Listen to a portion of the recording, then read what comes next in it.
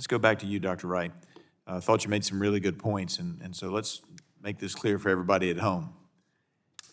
You need to have somebody in whatever you're looking at, whatever you think your disease might be or condition. If you're just online and you're using AI online, you need a healthcare professional to help you interpret that to make sure that you haven't gotten a hold of some rogue, untested AI. Is that basically part of what you said? I know it's not the whole 5 minutes, but you took about a minute on that. Is that correct? Yes, that's correct.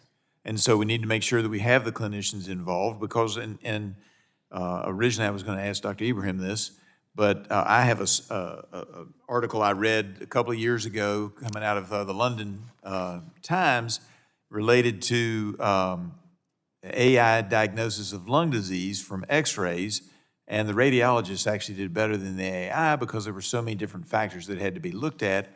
And in a different study, part of the problem that was identified was they had gotten a lot of the input data from sub-Saharan Africa, where the conditions were very different than the conditions in Europe, and they were given a lot of false positives. And so what we have to do is we have to figure out how much data has to go in before it's effective. And if you could tell us, if you haven't, and I know there's no magic bullet, but roughly, I mean, how much data has to go in? And I guess the more complicated it is, the more data you need. But you need a fair amount of data in order to make the AI work correctly. Isn't that a fair statement? Thank you, Chairman Griffith. I agree with your point and maybe would add to it that it's not just the amount of data, but it's the correct data.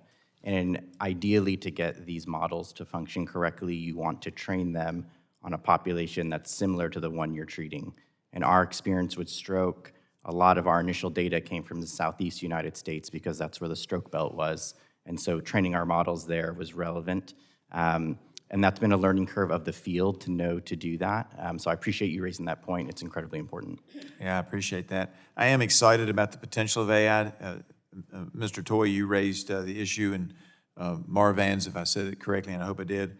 But I have two cases at home that I know about. One was a friend of mine who had a form of ALS, but apparently there are 4 or 5 different types, and to get the proper treatment, it took them several years to figure out exactly what version of the disease he had.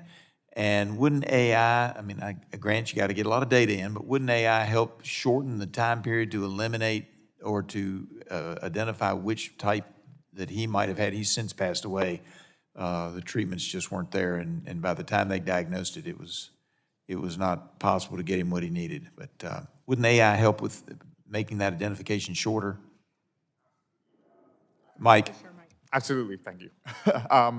Definitely, obviously we look after a lot of ALS people in our population, and within Marfan, I have type 4, and there's like many, many, many different types, exactly as you just said, which under standard protocols of care are treated actually very similarly. I think with AI, you can match symptoms, you can match genotypes, you can match phenotypes much more precisely in that N-of-1 personalization I was talking about, so that you can then match care protocols, drug protocols directly to the kind of disease that your friend unfortunately. Yeah, and this can also help in the population that doesn't have a family history. I know of a case where an individual who was adopted had no clue that they might suffer from Huntington's.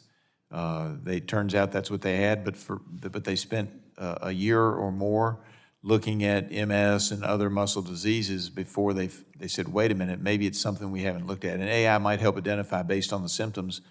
It might help quicker identify. And that's not to say that doctors were doing anything wrong. It's just that they've got hundreds of options, and AI can help cut through those options, can it not?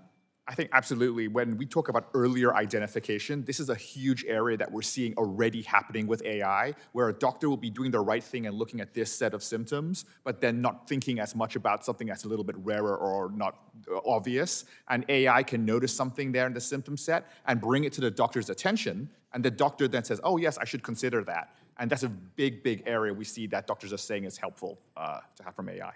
Yeah. All right. Last but not least, my district is very rural and economically stressed. Most of my hospitals and community health centers run on very thin margins. What type of upstart software is needed for rural health entities to use advanced AI and machine learning, and is it expensive?